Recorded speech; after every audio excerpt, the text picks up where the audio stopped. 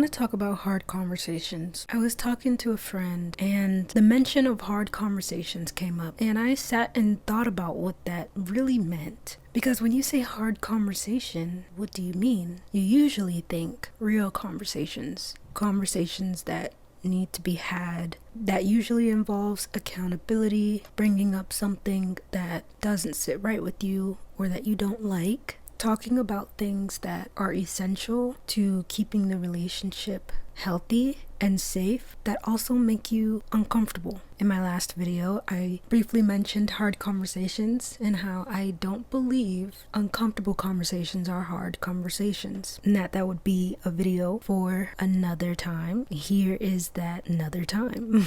I've recently started calling hard conversations uncomfortable situations. I completely just said that so wrong.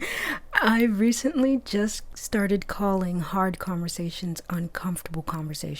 And eventually I just wanted to get to a point where I just call them conversations. But the reason why I don't like the term hard conversation is because you're slapping a deterrent label on something that is healthy, something that is needed, something that will benefit not just you, but the other person as well, whoever you're having the conversation with. I've always thought, why do they call it a hard conversation?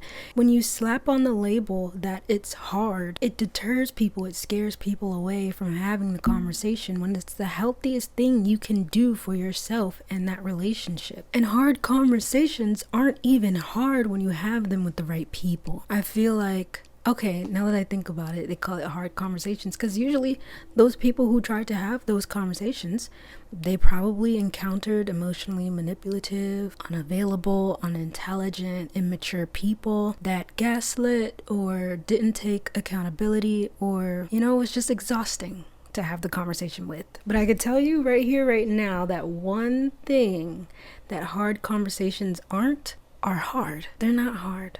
You're just having them with the wrong person. I recently saw this video. It was a short of this woman who was saying something along the lines of, from what I can remember, that she doesn't have the capacity to tiptoe around other people's triggers. She went into detail about what she meant, and I really agree with her. Yes, people have triggers, they've been through things, traumas, and that's so valid. That statement doesn't take away from that. But what she was meaning in that video was the hypersensitive triggers. She was saying something along the lines of, if you're triggered by my presence, if you're triggered by the way I just am, maybe we just aren't compatible people. I actually want to pull up the video so I can see exactly what she says. Okay, here it is. I just don't have the capacity to tiptoe around people's triggers. What'd you say?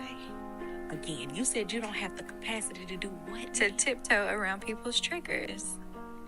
Because if you're constantly triggered just by my presence, by my typical conversation, if this is just who I am, then that's okay.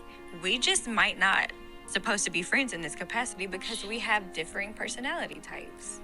Yeah, so she says that, and I completely agree. From here on out, I'll add my own words to what she says, but how I apply what she says to having uncomfortable conversations is, say I bring up something that you are doing that I don't like, and I want it to change. So I tell you how I feel, how what you're doing makes me feel, and then set a boundary. If you get triggered by that, that's understandable, because lots and lots of people are not taught how to have healthy relationships and conversations. But how you respond matters. So in me bringing up or initiating a conversation that you would have wanted me to do instead of just ghosting you triggers you so much that you, for example, put blame on me, or try to now air out all of your grievances and tell me what I've been doing wrong that you didn't like, to deflect and not take accountability. That's where you're in the wrong. That's where you can work on some things. And that's when I can be like, I do not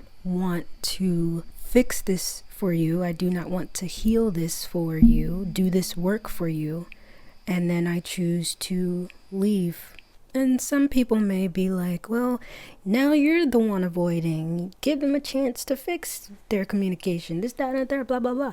I did. I already did give them a chance. They decided to use it to manipulate, deflect, not take accountability, and gaslight. So when I say hard conversations aren't hard, I truly mean that. They're just conversations. And when you have them with the right people, instead of using that opportunity to shift the blame onto you, they would feel bad for how they made you feel. They would apologize. And they would do what they can to adjust their behavior to make you comfortable. That's not simp behavior. That's not abandoning yourself. That's simply you wanting to make someone that you claim to love and cherish and value comfortable and safe. You do that at your own will. That makes them happy. Therefore, it makes you happy. And you know that they would do the same for you. That's healthy. That's easy. That's the way it's supposed to be. Everyone has different circumstances and different ways it can play out. But at the end of the day, at the end of the conversation, you should feel free, light, safe, heard, seen, taken care of, loved. And if you don't, yeah, there are some things that you could work on within yourself, but it could just be you guys aren't a good fit for each other. And you don't have to fix that. You don't have to be the one that does the work for everyone else. All you can do is let them do what they do, say what they say, and you respond to that.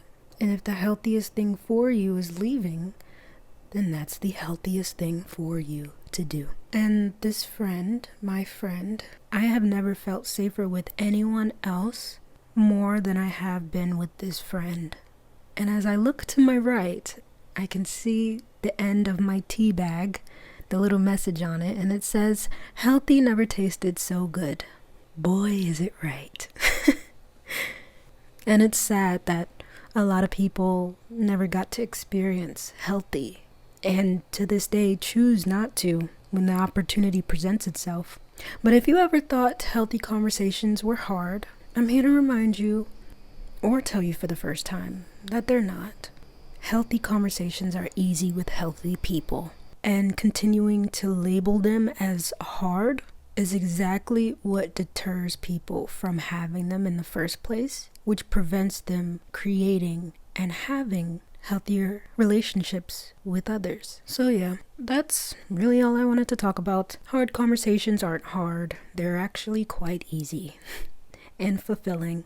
So I'm going to have a sweet day, and I hope you have one too. Bye.